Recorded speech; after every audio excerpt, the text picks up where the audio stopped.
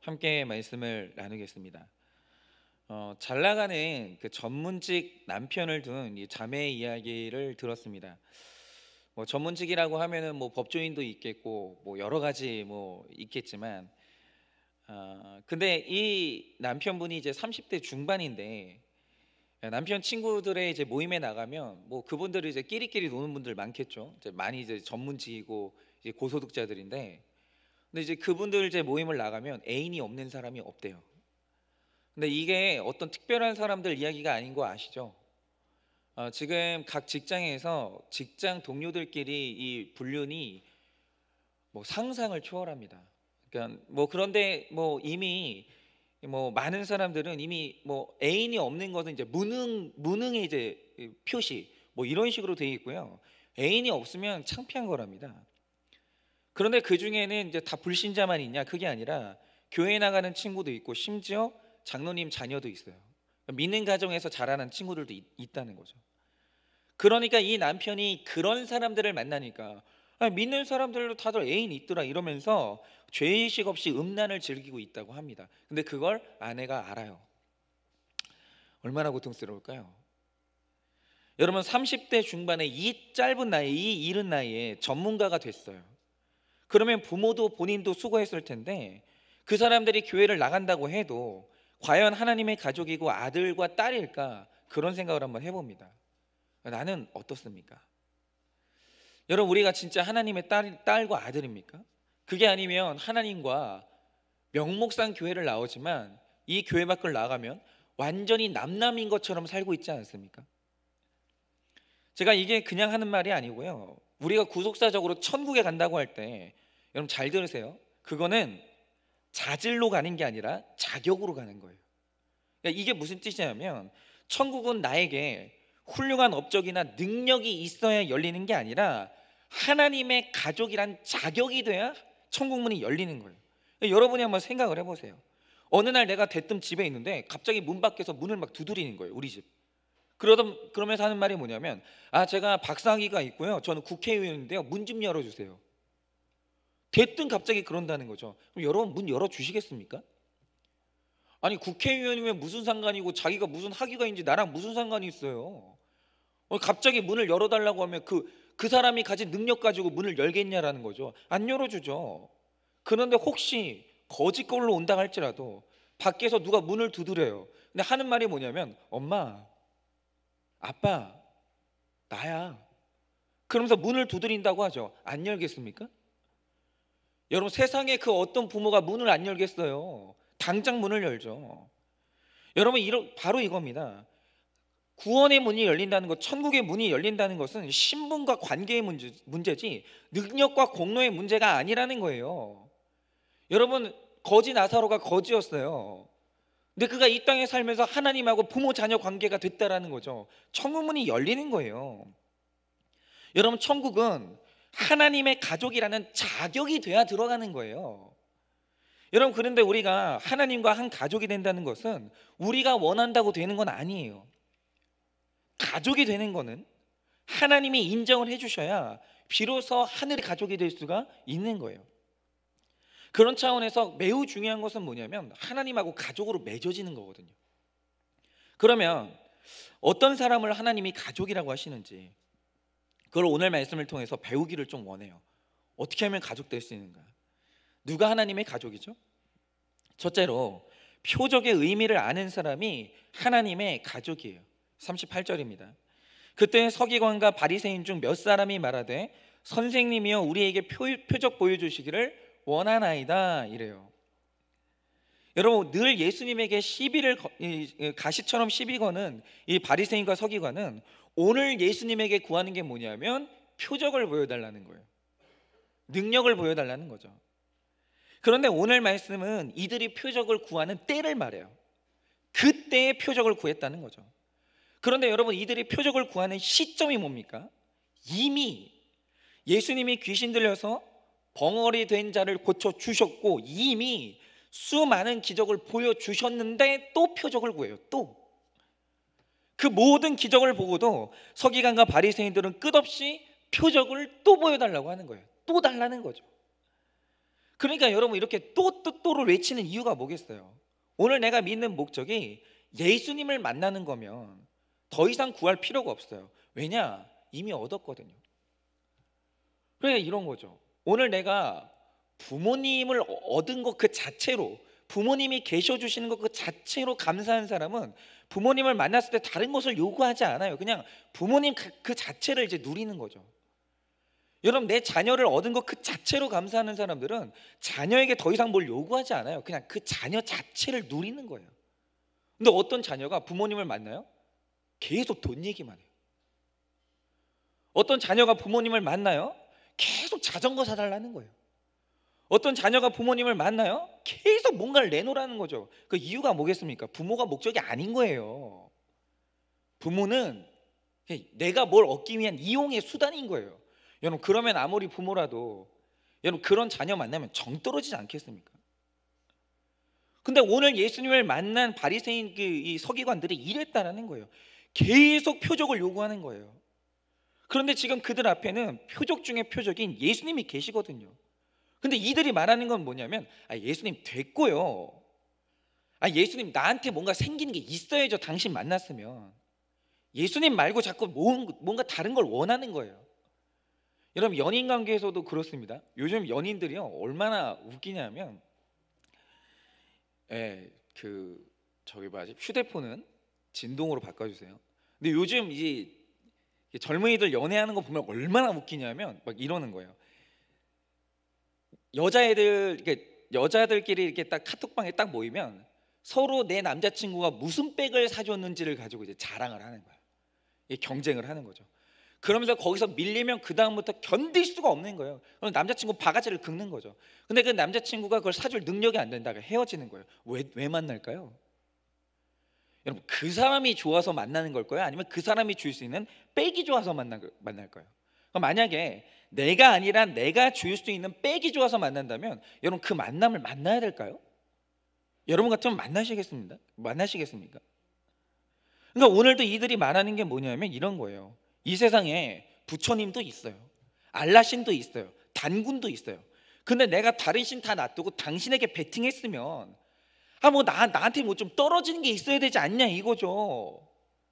근데 뭐 잘 되는 게 있어야 되지 않냐 이거죠. 그러면서 계속 예수님을 만났는데 표적만 구해요. 그러니까 이 시대의 사역자, 지도자인 바리새인과 서기관이 오직 예수님이 아니라 표적만 바라보는 거예요. 여러분, 신앙을 가진 사람이 신앙을 잃어버리면 말씀에 만족하지 못하고 계속 표적만 구하는 거예요. 그러나 이런 사람을 가리켜서 예수님이 말씀하신 게 뭐냐면 독사의 자식이라고 하는 거예요. 근데 저는 이게 딱 맞는 것 같아요. 예전에 어떤 프로그램에서, 상담 프로그램에서 자녀하고 부모님이 나왔는데 부모님이 한 달에 버는 돈이 한 300대요. 근데 이 부모님이 자식을 너무 사랑하니까 골프를 시킨 거예요. 골프를 시작하면은 막 최소한 이제 500이 드는 거죠, 한 달에. 그럼 이 아버지는 내가 버는 돈 외에 계속 어디 돈을 빌리러 다니는 거예요. 그럼 여러분, 기본적으로 부모님이 이렇게까지 사랑을 주면 고마워야 되는 거 아니에요? 근데 그 자녀가 이 부모님에 대한 원망이 가득한 거예요. 그래서 사회자가 물어보는 거예요. 고맙지 않냐고. 그러니까 얘가 하는 말이 뭐냐면, 아니 제가 태어나고 싶어서 태어난 게 아니잖아요. 아니 아버지가 낳았는데 그럼 아버지가 나를 낳았으면 내가 원하는 건 최소한 해줘야 되는 거 아니냐고. 그거 부모한테 그런 의무가 있는 거 아니냐고. 당당한 거예요. 근데 여러분, 그걸 보는데 제가 드는 생각이 뭔지 아십니까? 저 자녀가 저 독사구나. 입을 열 때마다 있잖아요, 부모 가슴을 찌르는 거예요. 독사예요. 여러분, 이게 가족일까요? 분명히 내 배 아파서 낳았거든요. 근데 이 자녀가요 내 아버지를 가족으로 생각할까요? 여러분, 제가 생각할 때는 이 아버지가 어느 날 조심히 와서 미안하다, 내가 최선 다했는데 더 이상 내가 지원을 못할 것 같다, 그러면 관계 끊지 않을까요? 욕을 하면서. 여러분, 이게 가족일까요? 여러분, 그런데 우리가 하나님한테 이러고 있다는 거 아세요? 하나님하고 나하고 가족이 아닌 거예요. 그가 나에게 원하는 걸 내놓지 않는 한 가족이 아닌 거예요. 여러분, 이렇게 표적을 구하는 바리새인들을 향해서 예수님은 39절에 이렇게 말씀하십니다. 예수께서 대답하여 이르시되 악하고 음란한 세대가 표적을 구하지만 선지자 요나의 표적밖에는 보일 표적은 없느니라. 여러분 이렇게 보세요. 자꾸 부모님을 만났는데 부모님 자체를 누리는 게 아니라 자꾸 부모님한테 돈 달라고 해요. 자꾸 요구해요. 하나님을 만났는데도 하나님하고 관계를 누리는 게 아니라 하나님은 자꾸 뭘 달라고 해요. 근데 뭐가 자꾸 필요한 이유가 뭘 것 같으세요? 여러분 뭐라고 생각하십니까? 여러분 이 세대의 특징을 하나님이 뭐라고 말씀하시냐면 악하고 음란하다는 거예요. 근데 사람이 악하고 음란한 게 포기가 안 되면 계속 요구하는 게 뭐냐면 자꾸 뭐를 달라고 하는 거예요. 왜 자꾸 그게 필요한가라고 하면 내 안에 악하고 음란함이 포기가 안 돼서 그런 거예요. 여러분 악하고 음란하게 살기 위해서 돈의 표적이 끊임없이 필요해요. 여러분 악하고 음란함을 살기 위해서 권력의 표적을 구하고 미모의 표적이 계속 필요한 거예요. 여러분 음란은요 혼의 정사를 의미합니다. 그러니까 영적으로 육적으로 혼의 정사를 하는 성도들이 많아요. 그러니까 많은 사람들이 음란을 즐기면서 들키지만 않으면 되지 이러면서 모든 것을 다 알고 계시는 하나님을 두려워할 줄을 모르는 거예요. 그러니까 이게 사람이 거룩하지 않으니까 자꾸 뭐가 필요한 거예요. 여러분 주님을 향한 목표가 확실하지 않으면 좋은 학교를 나와서 좋은 직업을 갖고도 악하고 음란하게 살 수밖에 없습니다.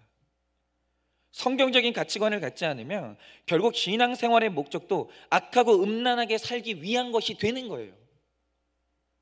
그래서 내가 잘 믿는 것처럼 보여도 우리는 끊임없이 음란한 세대에 구하는 표적을 구하는 거예요. 하나님 계속 달라는 거예요. 하나님한테. 그러니까 아무리 예배를 드려도 맨 끝에는 뭐가 있냐면 그 표적이 있는 거예요. 그런데 이렇게 내가 예배를 드리니까 우리 애가 붓겠지. 내가 이렇게 열심히 기도했으니까 병이 낫겠지. 큐티를 아무리 해도 맨 마지막에는 그 표적인 거예요. 또 여러분 그 아이가 예수님 만나는 것 그 자체만이 목적이 아닌 거죠.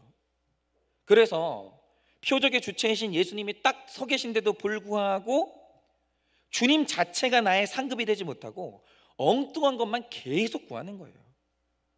그런 우리를 향해서 오늘 예수님은 요나의 표적밖에는 보여줄 게 없다라고 하십니다. 40절에서 42절입니다. 요나가 밤낮 싸울 동안 큰 물고기 뱃속에 있었던 것 같이 인자도 밤낮 싸울 동안 땅속에 있으리라. 심판 때에 니느웨 사람들이 일어나 이 세대 사람을 정죄하리니 이는 그들이 요나의 전도를 듣고 회개하였음이거니와 요나보다 더 큰 이가 여기 있으며 심판 때에 남방 여왕이 일어나 이 세대 사람을 정죄하리니 이는 그가 솔로몬의 지혜로운 말을 들으려고 땅 끝에서 왔음이거니와 솔로몬보다 더 큰 이가 여기 있느니라. 여러분 예수님이 보여줄 것은 요나의 표적밖에 없대요. 그러면 요나가 누굽니까? 여러분 요나가 누구죠? 요나는 예수님이 십자가를 지고 죽으셨다가 3일 만에 부활하셨던 모형이에요.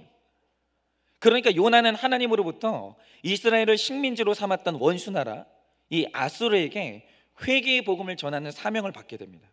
그러니까 이 아수르가요 멸망해야 마땅한데 그곳에 요나가 그 사람들을 살리라고 선교사로 보내졌어요. 근데 처음에는 요나가 그게 얼마나 싫었는지 이 니느웨의 정반대 방향인 다시스행 배를 탔고 하나님은 요나의 순종을 위해서 물고기 뱃속에 그를 3일 동안 가두십니다. 그러자 요나는 물고기 뱃속에서 죽어지는 3일 동안의 시간을 통해서 철저한 회개를 이룹니다. 그래서 회개해서 돌이키고 결국 니느웨로 가서 하나님 말씀을 전하니까 놀랍게도 니느웨 사람 12만 명이 베옷을 입고 회개했어요. 여러분 바로 이거예요. 예수님도 하나님과 원수된 악하고 음란한 세대를 위해서 온갖 순종으로 온갖 모욕과 채찍질을 받고 십자가에 못 박혀 3일 동안 무덤에 갇히십니다. 그러니까 잘 들으세요. 이것보다 더 큰 표적은 없는 거예요. 여러분 무슨 표적을 더 구하겠어요? 여러분 이 세상에 자녀에게 있어서 제일 큰 기적이 뭔지 아십니까? 여러분 나 때문에 희생하는 부모를 만난 것 자체가 어마어마한 기적인 거예요. 여러분 그거든요 고아들은 알아요. 여러분 이 세상에 부모를 만난다는 것 아무 조건 없이 나를 사랑해주는 사람을 만난다는 것 자체보다 더 큰 기적은 없는 거예요. 그러니까 이 결핍이 심한 거 의에 졸이고 목마른 것 자체가, 심령이 가난한 것 자체가 너무너무 큰 은혜인 게 뭐냐면, 그 사람들은요 온 세상이 기적으로 찼다는 사실을 알아요.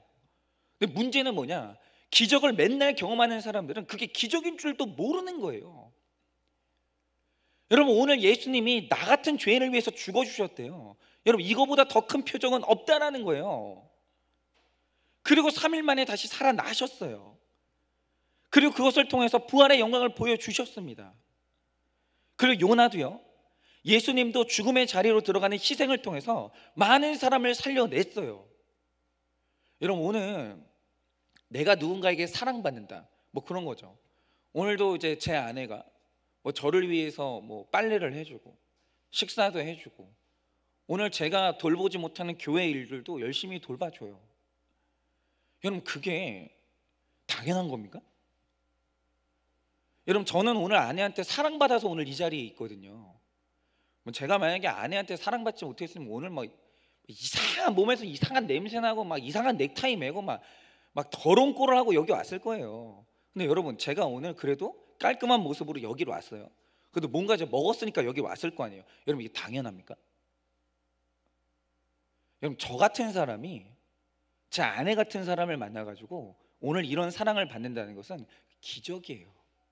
근데 왜 자꾸 아내한테 그거 말고 다른 표적을 구하냐고요? 왜? 여러분, 오늘 내 남편이 우리 가정을 건사하기 위해서 바깥에서 있잖아요, 모든 자존심을 버리고 있잖아요. 바깥에서 희생을 해요. 근데 그 남편이 우리 집에 들어왔는데 왜 남편 말고 다른 표적을 자꾸 구하냐고요? 왜? 그 안에 악함이 있고 음란함이 있는 거예요. 여러분, 오늘 예수님이 요나의 표적밖에 보일 것이 없다는 것은 한마디로 죽어주는 것보다 더 큰 표적은 없다라는 거예요. 타락한 인간에게 보여줄 것은 부활과 전도의 은혜밖에는 없다라는 거예요. 내가 이렇게 사랑하고 죽음으로 사랑함으로 내가 너를 향한 나의 사랑을 증명했는데 왜 자꾸 다른 걸 원하냐라는 거죠. 하나님 입장에서 보면 이게 너무 이상한 거예요. 세상에서 제일 큰 표적이 이미 그리스도인들에게 보여졌는데 왜 자꾸 다른 것 구하지? 여러분, 바리새인 너희들이 나를 죽이려는 것을 안다. 그래, 그럼 내가 죽어주겠다. 그러나 나는 반드시 살아날 것이다. 오늘 예수님이 이렇게 말씀을 하시는 거고, 이게 바로 복음이에요. 여러분, 안 믿는 가족, 믿음을 핍박하고 조롱하는 사람들에게 보여줄 것은 내가 죽어주는 것밖에 다른 표적은 없는 거예요. 이거보다 더 위대한 표적은 없는 겁니다. 여러분, 우리가 바라고 기대하는 표적은 상대방이 변화되고 상대방이 나에게 원하는 것을 주는 그런 표적과 기적만을 원해요. 그러나 주님이 보여주길 원하시는 표적은 내가 죽고 예수로 부활하는 거예요. 주님은 먼저 나를 살리시고 살아난 나를 통해서 다른 사람도 살리겠다고 약속을 하시는 거예요. 이게 제일 큰 표적이에요. 다른 게 표적이 아니라. 여러분, 다투지 말고 논쟁하지 말고 끝없이 희생과 용서로 십자가를 지는 삶을 보여주는 것, 그게 바로 내가 살아나는 길이고 남이 살아나는 길이에요. 여러분, 우리의 죽음은 하나님과 함께하기 때문에 다시 살아나는 죽음인 거예요. 여러분, 죽어서 살고 살아도 사는 것이, 그것이 바로 요나의 표적입니다. 여러분, 우리 자녀들에게 다른 표적 자꾸 주려고 하지 마세요. 제일 위대한 표적이 뭐냐? 그거 죽어지는 거예요. 저도 참 그런데 요즘 저는 철든 것 같아요. 아무리 생각해도 저는 요즘 철이 든 것 같아요. 그러니까 이상한 게 뭐냐면, 자꾸 어릴 때 아버지를 그렇게 싫어했거든요. 근데 요즘 들어서 그냥 아버지가 그렇게 좋아요. 근데 좋은 것도 뭐가 좋냐면, 이번 주에도 또 그 생각이 나는 거예요. 제가 한 번은 그 길을 가다가, 인도를 가다가, 사람이 다닐 수 있는 길을 가다가, 제가 말씀드렸잖아요, 뒤에서 차가 인도를 덮쳐가지고 저를 친 거예요. 근데 그 사람이 나왔더니 음주운전자예요. 근데 사람이 있잖아요, 그 술을 마시면 음주운전이 또 좋은 게 있더라고요. 그게 뭐냐면, 술을 마시니까 이 사람이 안 할 얘기를 다 하는 거예요. 농협 지점장인 거예요. 돈이 없는 사람이 아니잖아요. 근데 술에 취했길래 제가 이 사람이 잘못한 내용을 다 쓴 다음에, 그 다음에 주민등록번호까지 다 적고 이 사람 지장을 찍어달라고 하는데 또 지장을 찍어주는 거예요.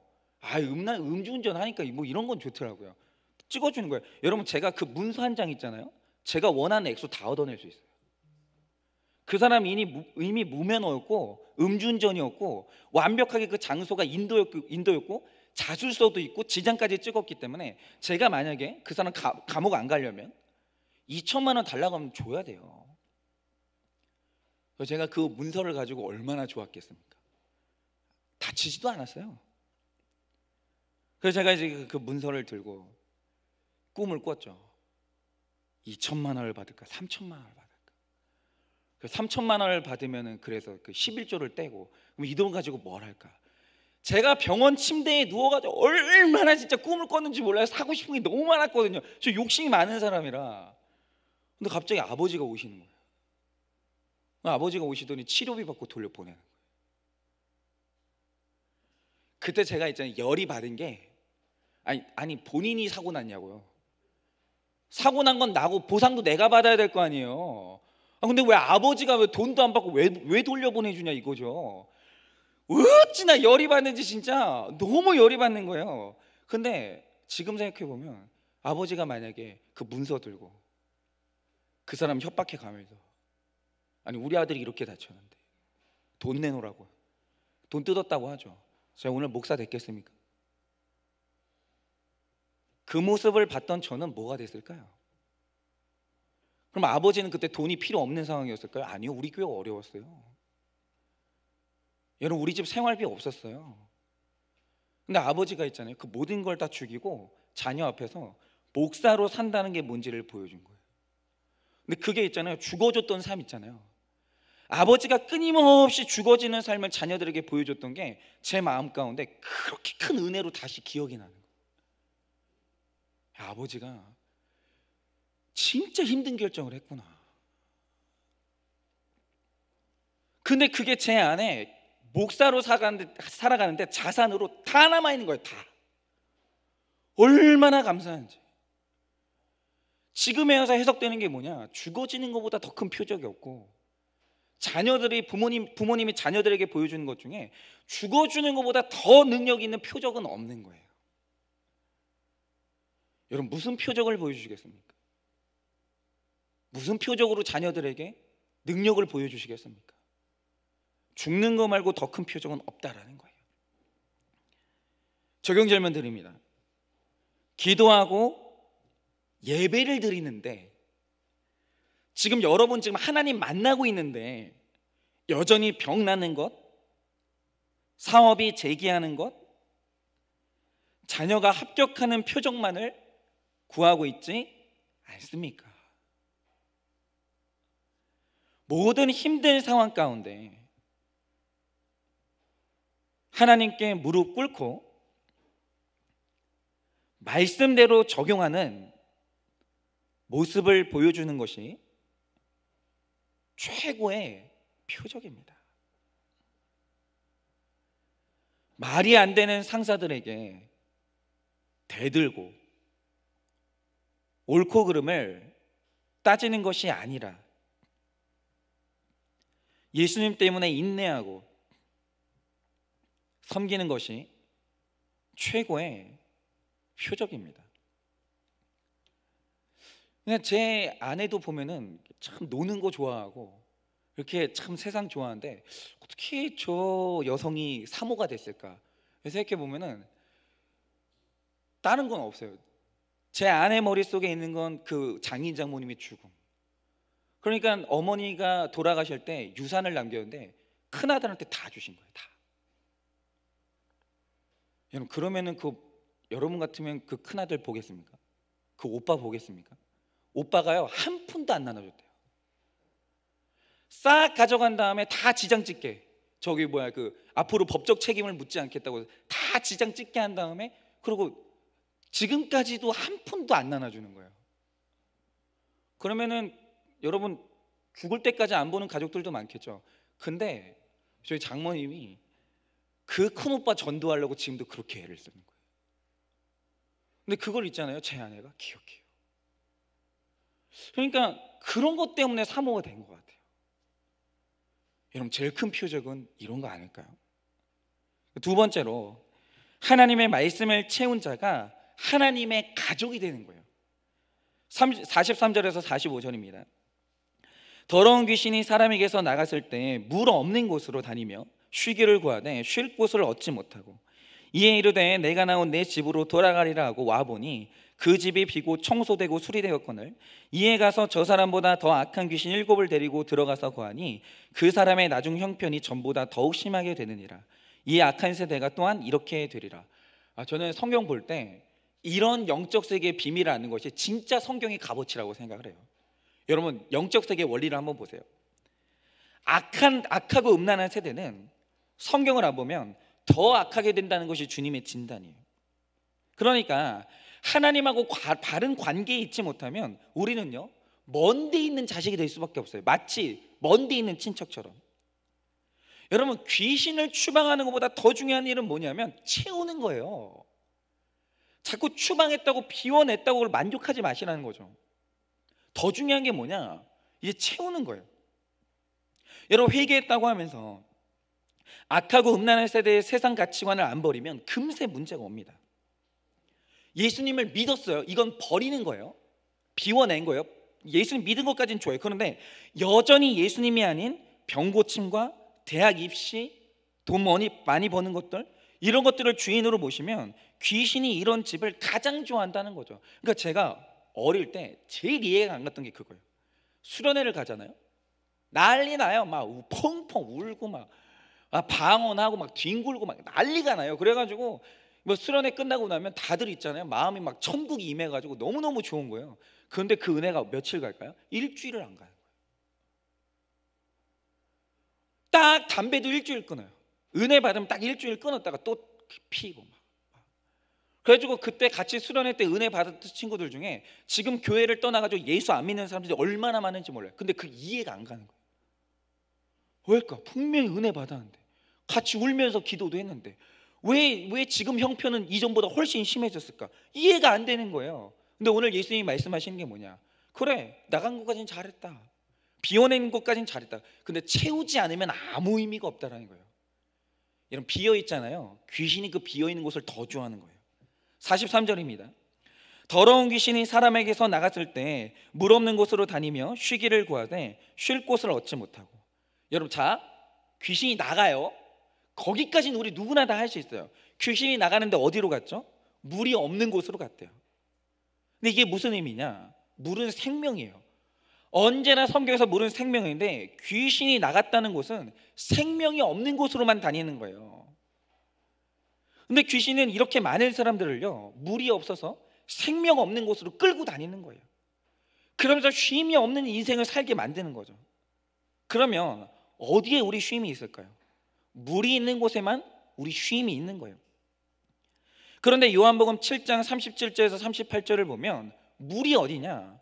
예수님께서 말씀으로 이렇게 말씀하십니다. 명절 끝날 곧 큰 날에 예수께서 서서 외쳐 이르시되 누구든지 목마른 것은 내게로 와서 마시라. 나를 믿는 자는 성경에 이룬 것 같이 그 배에서 생수의 강이 흘러나오리라 하시니. 그러니까 잘 들으세요. 예수님을 믿었으면 이미 얻은 거예요. 다른 게 필요한 게 아니라 예수님을 얻었으면 이미 얻은 거예요. 예수님이 생수기 때문에. 여러분, 주님만이 영원히 마르지 않는 샘의 근원이 되시면서 안식처가 된다는 거예요. 그게 이런 거죠. 제가 제 아내를 만났으면 아내 자체만으로 이미 얻은 거예요. 더 필요가 없는 거예요. 여러분, 오늘 제 딸이 저희 집에 태어나 줬거든요. 기적이에요.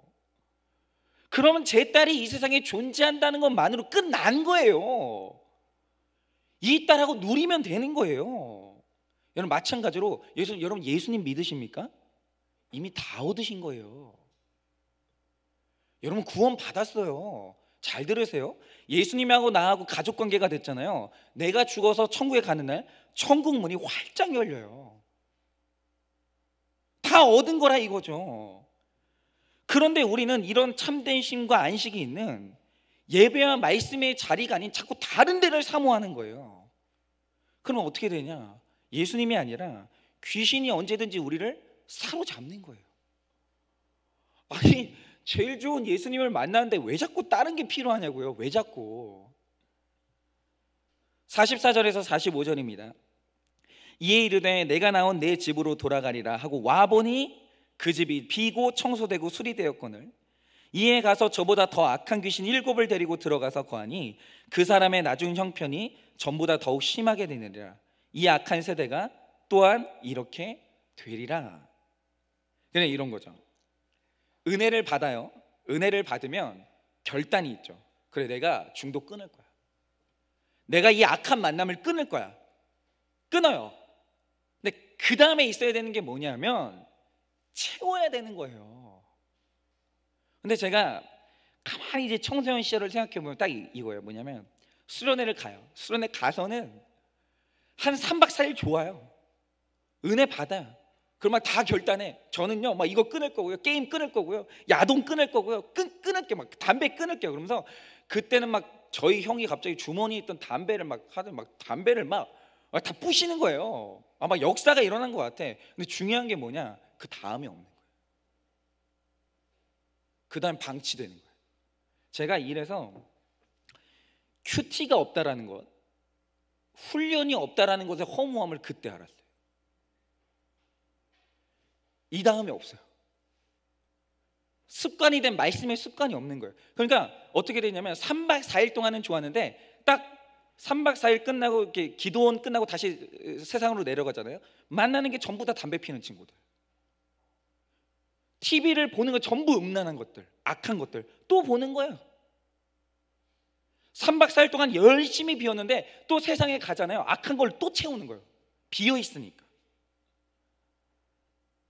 그러면 뭐냐면 한 일주일도 안 돼가지고 예전으로 그대로 돌아가는 거예요. 그러니까 귀신도 이렇다는 거죠. 처음에 사람이 은혜 받고 귀신을 쫓아냈어요. 그 귀신이 나 쫓겨났구나. 돌아다니다가 혹시 하면서 내가 쫓겨날 때 그 사람한테 갔거든요. 웬걸 말씀은 하나도 없고 비어 있는 거예요. 그러니까 어떻게 됐어요? 비어 있으니까 들어가는 거죠. 들어갔는데 청소되고 수리돼가지고 더 좋은 거예요, 들어가기. 근데 여러분 보세요. 이 상태가 뭐냐면 적극적으로 악한 상태는 아니에요. 그런데 선하지도 않는 상태, 여전히 중립지대에 있는 상태가 뭐냐? 이 비어있는 상태예요. 한마디로 여러분 예수를 믿었으면 결단이 있어야 돼요. 왼쪽이나 오른쪽이냐 정하셔야 되는 거예요. 그리고 그 인생을 채워야 되는 거예요. 여러분 한쪽 인생을 살기로 결단하는 결단이 없으면 여러분 비어있는 거예요. 여러분 예수는 믿었는데 세상도 아니에요, 교회도 아니에요. 저희 중간지대에 있어요. 근데 여러분 이 중간지대 있죠? 여기를 악한 영이 제일 좋아해요. 여러분 성경 주석가 핸드릭스는 비고 청소되고 수리되었다라는 것이 악의는 없어요. 근데 아직도 거룩한 것도 아닌 상태, 이 애매한 상태라고 했어요. 여러분 예수를 믿는다는 것은 그냥 이 전제를 깔고 가는 거예요. 그게 뭐냐면 하나님은 100% 오르시고 나는 100% 죄인이다.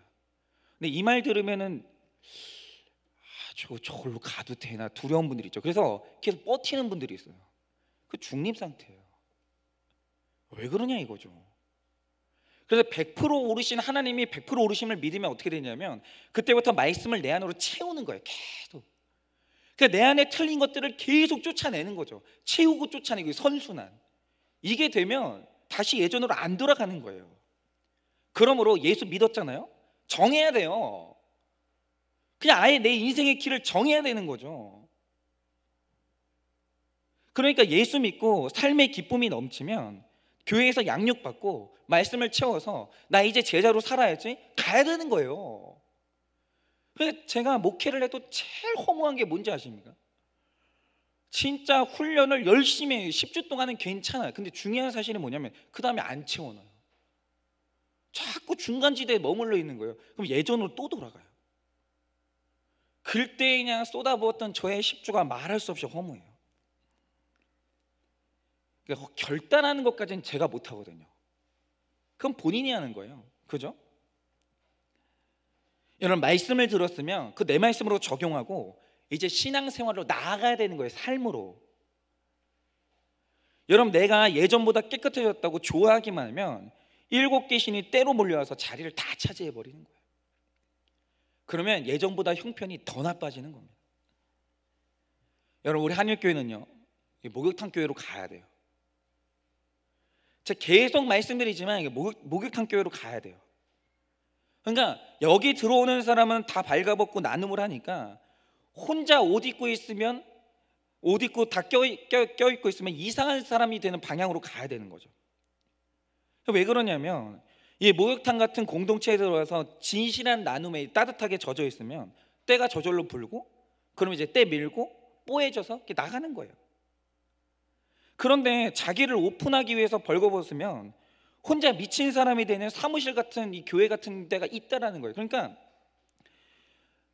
전화를 받으면 이제 그런 거예요. 뭐냐면, 이번 주에도 여든 대신 할머니 권사님한테 전화가 왔는데, 이제 이런 거죠. 사람이 이제 죄의 문제가 해결이 안 된다는 것 중에 제일 괴로운 게 뭐냐면, 하나님이 이런 죄까지 용서를 해주실까 확신이 없는 거예요. 여러분, 복음은 뭐냐면 회개하면 어떤 죄도 다 용서받아요. 그러니까 용서를 못 받는 죄는 없어요. 회개를 안 했다 뿐이지. 하나님의 용서는 광범위하고 광대한 거예요. 그의 용서는 능력이 있는 거예요. 순종하면 누구나 다 용서 받아요. 중요한 사실은 뭐냐, 근데 이분들이 내 죄는 용서를 못 받을 것 같은 너무 큰 괴로움과 의심이 있는 거예요. 그거 누가 줬을까요? 목회자가 주는 거예요. 왜냐? 이분들이 그 교회 오픈을 못해요. 왜 못하냐? 내가 내 이 끔찍한 죄를 오픈했을 때 저 목사님 반응이 뭔지 알아요. 저 목사님이 그 다음 날부터 나를 얼마나 이상하게 볼지, 저 목사님이 그 다음 날부터 나를 이제 믿지 못하고 나를 의심하고 나를 피하고 이럴 거라는 걸 아는 거예요. 그러니까 이 세상에 용서받지 못하는 죄가 있다라는 인상을 누가 주냐? 그 목사가 주는 거예요. 여러분, 그렇게 되면 사실 신앙생활 아무 의미가 없어져요. 여러분, 이 세상에 복음을 가장 먼저 무력화시키는 존재가 누구냐면 그 목사예요. 그러니까 제가 그게 제일 두려워요. 그러니까 이 목회자가 먼저 해야 되는 일이 뭐냐면, 당신이 어떤 죄를 말해도 저는 그 죄를 정죄할 자격이 없고, 저는 그보다 더 큰 죄인인데 제가 용서받았다는 그 수용의 자세가 있어야 되는 거예요. 근데 목회자가 먼저 이제 정죄를 해버리잖아요. 그러면 성도님들은 딱 느껴지는 게 뭐냐면, 아, 이 세상에 용서 못 받는 죄가 있다. 그럼 끝나요. 그럼 그 교회에서 복음의 능력은 다 부셔지는 거예요. 다. 그러니까 이분들이 살려니까 이 복음을 찾아서 어디로 가냐면 복음이 있는 교회로 계속 찾아다니는 거예요. 내 얘기 들어줄 목사님, 내가 용서받을 수 있다고 말해주는 목사님을 계속 찾아다니는 거예요. 얼마나 불쌍해요. 여러분, 누군가 말하기를 인생의 방황은 예수님을 만나면 끝나고 신앙의 방황은 좋은 교회를 만나야 끝난다고 했어요. 그러면 좋은 교회는 어떤 교회입니까? 목욕탕 같은 교회예요. 벗었을 때 잘했다고 말해주는 교회, 모든 가식이 벗겨지고 어떤 죄와 수치의 고백을 해도 그게 허물이 되지 않고 위로와 공감이 있고, 무엇보다 말씀 안에서 건강한 처방과 권면이 있는 공동체가 좋은 공동체예요. 여러분, 이런 공동체가 있어야 신앙의 방황은 끝이 나는 거예요. 이상하지 않아요? 분명히 예수님은 창녀도 용서하고 세리도 용서했는데 목사님은 용서를 안 해. 그럼 도대체 이 방황이 어디에서 끝나냐라는 거죠. 여러분, 그래서 교회는 목욕탕 교회로 가야 되는 거예요. 여러분이 목욕탕 공동체에 들어오기만 하면 쉼을 얻기 위해서 물 없는 곳을 향해서 찾아 헤매는 수고를 하지 않아도 되는 거죠. 물론 우리 한일교회에 이런 말씀 있고 공동체가 있다고 해서 하루아침에 우리가 변화되는 것은 아니에요. 저도 그걸 알아요. 이렇게 저는 반복적으로 말하는 것에 대해서 제가 회의감을 느끼지 않아요. 분명히 말씀드릴게요. 제가 여러분에게 반복적으로 어떤 권면을 한다고 해서 절대 회의감 느끼지 않습니다. 그러니까 이런 거죠. 아, 내가 또 똑같은 죄를 저질렀어. 아, 저 목사님이 나를 볼 때 얼마나 질릴까. 안 그래요. 왜? 저도 그래요. 저도 그렇다고요. 제가 그래요. 똑같은 죄에 맨날 넘어져요. 혈기 내지 말아야지 하면서 제 아내한테 또 혈기를 내요. 예. 여러분, 별 인생 없어요. 여러분 잘 들으세요. 여러분한테 제가 똑같은 말을 하는 것에 대해서 저는 회의감을 느끼지 않아요. 제가 그렇기 때문에. 여러분, 모든 가식이 벗겨지고 어떤 죄와 수치의 고백을 해도 허물이 되지 않아야 돼요. 여러분, 그래서 우리 한일교회 이런 공동체에 있어도 하루아침에 변화는 안 돼요. 그건 당연한 거예요. 훈련하고 간증했어도요, 예전으로 돌아갈 수 있어요. 괜찮아요. 아니 뭐 우리가 뭐 훈련하고 뭐 간증한다고 그래가지고 뿅 하고 뭐 새로운 사람 됩니까? 아니에요. 여러분, 훈련하고 간증했어도 음란에 또 넘어질 수 있어요. 여전히 끊지 못한 죄의 문제들이 있고 중독의 문제들이 있어요. 여러분 잘 들으세요. 애정결핍이 있는 사람이, 그러니까 제가 청년들을 이제 양육하면서 제일 힘들 때가 언제냐면, 연애를 하지 말아야 할 대상하고 계속 연애를 해. 문제는 뭐냐면, 여러분, 그게 질리면 안 되는 거예요. 왜냐? 그만큼 그 지체 안에 있는 애정 결핍이 너무 심한 거예요. 그 친구 죄는 아니잖아요.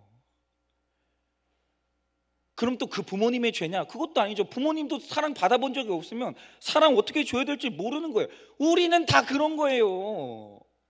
그럼 중요한 사실은 뭐냐? 와서 말할 수 있어야죠. 저 또 음란에 넘어졌어요. 이 또라는 말에 대해서 우리가 경멸을 느끼면 안 되는 거예요. 그럴 수 있지 뭐. 그렇지 않으세요?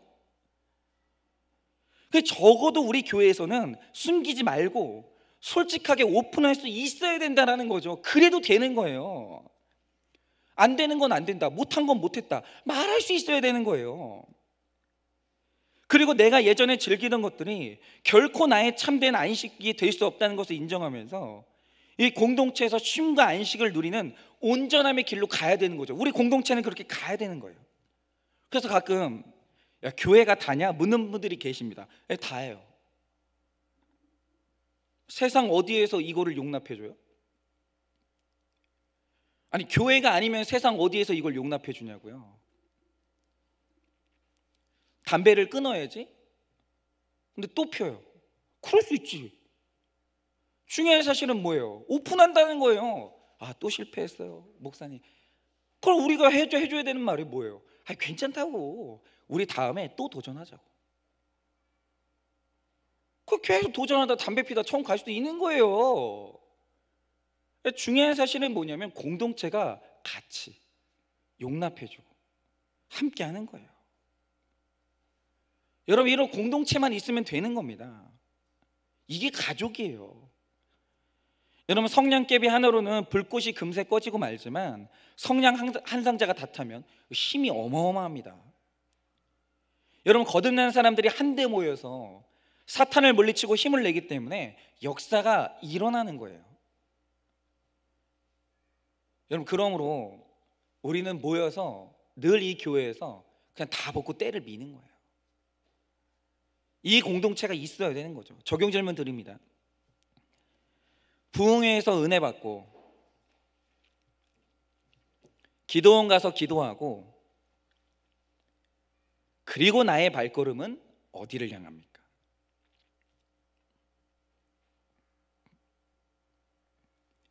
은혜를 충전한 뒤에도 여전히 끊지 못하는 악한 습관과 중독으로 돌아가고 있지는 않습니까?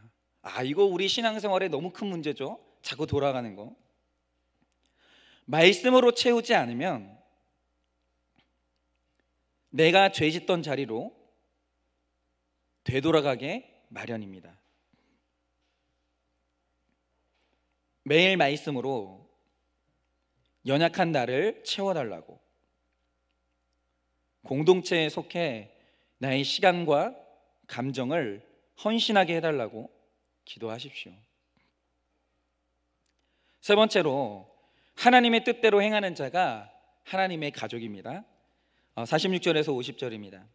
예수께서 우리에게 말씀하실 때 그의 어머니와 동생들이 예수께 말하려고 밖에 섰더니 한 사람이 예수께 여짜오되 보소서 당신의 어머니와 동생들이 당신께 말하려고 밖에 서 있나이다 하니 말하던 사람이 대답하여 이르시되 누가 내 어머니이며 내 동생들이냐 하시고 손을 내밀어 제자들을 가리켜 이르시되 나의 어머니와 나의 동생들을 보라.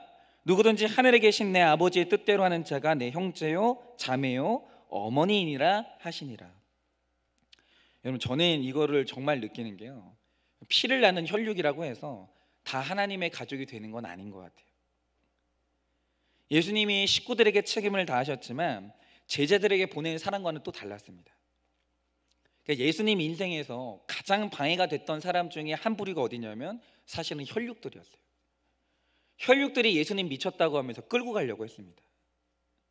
그래서 예수님은 자신과 혈육을 나눈 사람들을 가족이라 하지 않으시고 제자들을 가리키면서 그들이 바로 나의 모친과 동생이라고 이렇게 말씀하십니다. 여러분, 그런데 이게 불효막심한 것 같습니까? 그렇지 않아요. 여러분, 혈과 육을 나누었다고 해도 나와 말이 통하지 않고 뜻이 통하지 않을 때가 얼마나 많습니까? 얼마나. 여러분, 이 공동체에서 할 수 있는 말이 식구들한테는 못하는 말 되게 많아요. 여러분, 특별히 믿음과 신앙에 있어서는 가족이 나의 핍박자가 될 수가 있는 거예요. 그래서 여러분, 제가 누차 말씀드리지만 자녀들의 행복을 바라신다면 불신결혼은 진짜 시키면 안 되시는 거예요. 여러분, 믿음이 없는 사람과 같이 산다는 것은 마치 한 공간에서요 외국인하고 사는 것하고 똑같아요. 분명히 한국말을 하거든요. 말이 안 통해요. 답답함이 있는 거예요. 저는 제 딸이 뭘 해도 힘들지는 않을 것 같아요. 그런데 만약 내 딸이 성인이 됐는데 구원에 대해서 말이 안 통한다. 너 구원에 확신이 있니? 라고 했는데 아빠 천국이 어디 있어? 이러면 저는 정말 못 살 것 같아요. 여러분, 가치관이 공유가 안 되고 언어가 통일이 안 되잖아요. 못 살아요. 그러면 불협화음이 날 수밖에 없는 거죠. 그러나 비록 혈과 육은 나누지 않았을지라도 그리스도 안에서 은혜로 하나됨을 이루게 될 때 그 관계 안에서 가족보다 더 대단한 위로와 힘과 격려를 얻을 수가 있다라는 거예요. 그래서 사실 제일 중요한 건 뭐냐? 그 영적 소통이에요. 그래서 사실은 내 자녀를요 육적 후사 만들려고 하지 마시고 영적 후사 만들려고 하셔야 되는 거예요. 여러분, 잘 들으세요. 나는 영적 후사가 되는데 내 자녀는 육의 사람이 되잖아요. 천국문 앞에 갔을 때 두 사람이 가야 되는 길이 달라요. 이 땅에서 잠깐 육으로 묶여졌을지라도 영적인 세계로 가잖아요. 영원히 못 만나요. 영원히. 그게 무슨 의미가 있냐라는 거죠. 여러분, 이 땅에서 육으로 잘 사는 게 아무 의미 없어요. 제가 말씀드립니다. 이거는 저는 균형을 정말 중요하게 생각하는 사람인데 이건 치우친 게 아니에요. 이 땅에서 육으로 잠깐 잘 맞는 거 아무 의미 없습니다. 아무 의미. 영적으로 잘 맞아야 돼요. 그래야 영원한 나라 갔을 때 영원한 나라에서 같이 함께 사는 거예요. 제가 최근에 이 교계 신문을 읽는데 거기에 이제 성장하는 교회 목회자와 침체하는 교회 목회자는 어떤 차이가 있는지 표로 분석한 게 있더라고요. 근데 그 표를 보면 몇 가지 질문이 있었는데 목사님들한테 이런 질문을 한 거죠. 목사님 마음에 그냥 두려워하지 않고 모든 걸 터놓고 의지할 수 있는 교인이 있는가?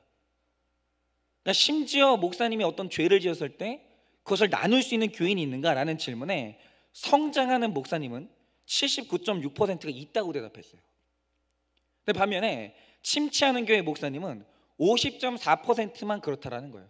그러니까 이 목사님은 성도들하고 나누면 안 되는 거예요. 또 한 가지 질문이 장로와의 관계에 만족감이 있는가라고 물었는데 성장하는 교회 목사님은 70.1%가 만족스럽다고 했어요. 그런데 침체하는 교회 목사님은 40%만 장로님과 관계가 만족스럽다고 대답을 했어요. 저는 어느 쪽이게요? 네, 전 좋아요. 네. 그래서 제가 가장 눈여겨봤던 질문은 뭐냐 이거예요. 영적 도움을 받는 대상이 누군가? 라는 질문에 잘 들으세요. 성장하는 교회 목사님이 영적으로 가장 힘을 받는 대상이 누구냐? 그 가족이었어요. 이러면 목사님은 절대 안 넘어져요. 절대. 목회자가 가족에게 힘을 받고 가족하고 말이 통한다, 절대로 넘어지지 않아요. 그런데 심취하는 교회 목사님들은 가족이 아닌 친구나 선후배였어요. 그러니까 이 목사님은 고민이 있을 때 집으로 안 가요. 밖으로 도는 거예요. 이때 사고 나는 거예요. 제가 이걸 보면서 확실하게 깨달은 게 있어요. 그게 뭐냐면 목회는 절대 혼자 못해요. 신앙인은요 혼자 절대 못 써요. 이 표에서 수치로 객관적으로 드러나는 사실이 뭔가, 심취하는 교회 목사님들의 특징이 있는데 외롭고 고독해요. 이게 굉장히 무서운 거예요. 외롭고 고독한 사람들은 목사님이라도 지탱이 안 돼요. 여러분, 중독이 있을 때 가족하고 끈끈한 사람들은 중독 이겨내요. 이게 연구 결과예요. 근데 중독에서 못 빠져나온 사람들의 특징이 뭐냐? 외롭고 고독해요. 외롭고 고독한 사람은 중독의 힘을 못 이겨요. 그러니까 어려운 것이 있고 힘든 것이 있고 괴로운 일이 있는데 진실하게 터놓을 공동체가 없다라는 거예요. 그런데 이런 외로운 목회가 목회자를 병들게 하고, 목회자가 병들잖아요. 교회가 병들어요. 반드시 그래요. 여러분, 이게 뭘 의미하냐면 목회자도 그 누구도 공동체는 필요해요. 그러니까 제가 요즘에 언론 보도를 보면서 진짜 가슴이 아픈 게 뭐냐면, 여러분, 고독사가 예전에는 어르신들이 하는 게 고독사라고 알고 있었잖아요. 근데 요즘에 청년들이 그렇게 고독사하는 청년들이 그렇게 많아요. 자살이 아니고 진짜 힘들게 일하고 딱 왔는데 밥 차려줄 사람도 없고 고시원에서 외롭게 있다가 있잖아요. 그대로 앉은 채로 죽는 청년들이 그렇게 많아진대요. 그러니까 SNS는 발달했는데 공동체가 사라진 거예요. 이게 가슴이 그렇게 아픈 거죠. 그런데 여러분, 공동체도 그냥 공동체가 아니고요, 여러분, 가족 같은 공동체가 필요하다는 거예요. 그래서 이 성장하는 교회 목회자들, 그리고 건강하게 살아가는 사람들은 단순히 영적 도움이 공동체가 아니라 이 가족에게서 그 힘을 얻는다라는 거예요. 그 가족이 같은 신앙을 갖는다는 게 이렇게 중요해요. 단순히 그냥 혈육이 같다, 이게 중요한 게 아닙니다. 진짜 영적으로 하나님의 뜻 안에서 하나가 되어서 은혜를 나누고 사명을 나누는 공동체가 진짜 가족 공동체예요. 그래서 우리의 제일 큰 사명이 뭐예요? 가족 중수예요. 가정 중수. 다른 데서 뭐 하는 것도 중요해요. 그러나 그 사람의 사역이 탄력을 받으려면 제일 먼저 있어야 되는 게 뭔가, 가족의 지지가 있어야 되는 거예요. 그러니까 제가 지금도 막 보면은 평신도 사역자인데 무슨 막 전담 사역자처럼 그렇게 영혼 구원하시는 분들이 있어요. 근데 그게 가능한 이유가 뭐냐면 가족들이 그렇게 지지를 해주는 거예요. 그러나 내 혈육의 가족에서 그것을 누리지 못할지라도 교회 공동체가 바로 은혜 공동체, 위로와 공감의 공동체, 사명의 공동체가 되어주면 영적으로 힘을 얻고 승리할 수도 있는 거예요. 여러분, 저도 마찬가지입니다. 제가 연약함이 있을 때 이해해 주세요. 좀 너무 욕만 하지 마시고. 그러니까 제가 이제 하나 아는 게 있는데, 그 성도님들하고 이제 그 대화를 해보잖아요. 그러니까 목사님들이 착각을 하면 안 되는 게, 목회에 대해서 목회자가 제일 전문가다, 이거는 착각 중에 착각이에요. 성도님들 수준이 얼마나 높은지 아십니까? 성도님들 있잖아요, 복음에 딱 서가지고 이 목회자가 바른 목회자인지 그런 목회자인지 다 알아요. 다 알아요. 그러니까 그걸 말 안 할 뿐이에요. 그러니까 한국교회 성도님들의 제일 큰 성숙이 뭐냐면 우리 목사님들의 단점을 품고 간다라는 거예요. 그러나 중요한 사실이 있어요. 말 안 한다고 모르는 게 아니에요. 다 알아요. 그러면 우리 한일교회 성도님들이 제 단점을 모를까요? 제 약점을 모를까요? 다 아세요. 다 아신다고요. 그래서 제가 부탁드리는 건 이거예요. 제 연약함도 좀 이해해 주세요. 여러분, 어렵고 힘들고 괴로운 목회의 짐을 혼자 지는 것이 아니라 같이 나누고 기도도 좀 해주시고, 동역자가 되어주시는 그 목회가 될 때 그 목회자가 힘을 얻고 그 교회가 성장을 하는 거예요. 그러면 저도 좀 묵상을 해봤어요. 내게는 영적인 힘을 주는 이 가족 공동체가 있는가? 우리 집 말고 그럼 나는 우리 교회가 나에게 힘을 주고 평안한가? 아니면 나는 우리 교회로 올 때마다 긴장하고 맨날 그런 거 있잖아요. 성도들 앞에서 허점 보이면 안 되는데. 그럼 뭔가 실수하면 밤에 끙끙 앓는 거예요. 그냥 큰일 났다네. 우리 교회 성도님들 그냥 그렇게 그냥 참을성이 없는데 내가 실수해가 나 큰일 났다. 난 이러고 있는가? 근데 저는 이런 질문을 혼자 해봤을 때 답이 너무 선명한 거예요. 그게 뭐냐면 저는 그런 공동체가 교회 안에 있는 거예요. 제가 교회를 왔을 때 절대 외롭지 않아요. 정말.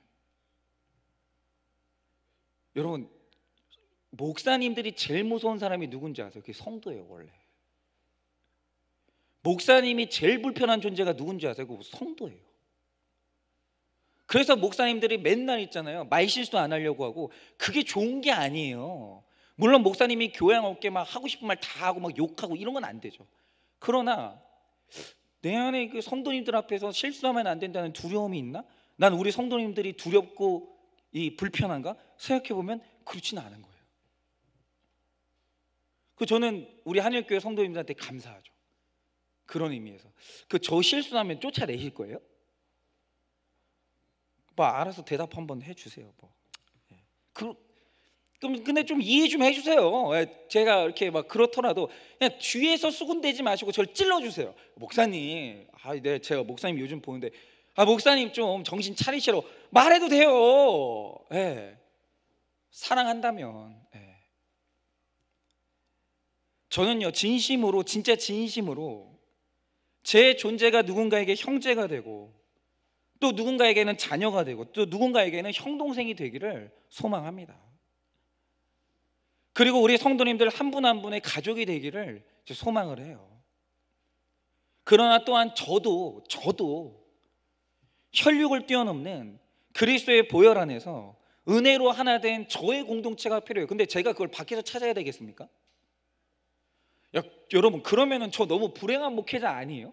아니, 우리 교회 성도님들이 이렇게 많은데 내가 공동체를 찾아서 밖으로 헤매야 된다고 하면 저 너무 불행한 거 아니에요? 죄송한데 저는 그러고 살고 싶지는 않거든요. 그러니까 제가 앞으로 저의 단점이나 죄나 그런 걸 다 이렇게 오픈할 때니까 이해 좀 해주세요. 저도 그렇게 할 테니까. 그러면 어떻게 되느냐? 가족이에요. 여러분, 누군가에게는 저의 형제가 좀 되어주시고 또 뭐 우리 권사님들 좀 저의 부모님이 되어주셔서 제 기도 좀 해주세요. 우리 집사님들 제 기도 좀 해주세요. 제 기도 하고 계세요? 대답들을 안 하시는 거예요. 제 기도 하시냐고요. 좀 해주세요. 좀 아니 좀 내 자식이다 생각하고 좀 해주세요. 그리고 형 동생도 좀 되어주시고 그래서 가족 같은 공동체가 돼야 된다는 거죠. 근데 이렇게 하고 힘을 모으는 교회가 될 때 이 공동체가 가족이 되어지고 이 가족이 그대로 하나님 나라로 가는 거예요. 혼자 가면 그게 얼마나 슬퍼요. 말도 안 되지 않아요? 같이 가야죠. 저는 이것이 바로 하나님의 나라 가족이라고 생각합니다. 여러분, 내 말을 잘 듣고 나를 섬겨줘서가 아니라 하나님의 뜻을 알고 행하는 것이, 그것이 바로 같은 가족이에요. 여러분, 우리는 인생에서 절대 고난 못 피합니다. 절대로. 그런데 고난이 있을 때 전화할 수 있고 그때 말씀으로 권면해주고 함께 나누는 것이 진짜 가족의 사랑이라는 거예요. 여러분, 우리 하나님하고 좀 가족이 되고요, 우리가 가족이 되기를 원합니다. 적용 질문 드려봅니다. 수십 년 신앙생활을 하면서도 내 남편, 내 자식만 부르짖는 가족 우상주의에 빠져있지는 않으십니까? 이거를 이제 제 입장에서 다시 질문을 드리자면, 그래서 제 기도도 하고 계시냐고요. 자녀들 위해서 기도할 때는 그렇게 눈물을 흘리시면서, 그래서 저를 위해 기도할 때도 눈물 흘리세요? 아유, 제가 사랑해요. 누구세요? 진짜 이래야 되는 거 아니에요? 그죠? 좀 기도 좀 해주세요. 내 말 잘 듣고 나에게 잘하는 것이 그게 가족 사랑이라고 착각하십니까? 하늘 가족, 공동체에 속한 한 가족이 되기를 사모하십니까? 아니면 맨날 그게 거리 두고 오늘 그냥 말씀 이렇게 들어놓고 또 그냥 말씀 채우지도 않고 그냥 빈 채로 나가시면 안 돼요. 아시겠죠? 네. 여러분 이 시간에 우리 다 같이 한번 찬양했으면 좋겠는데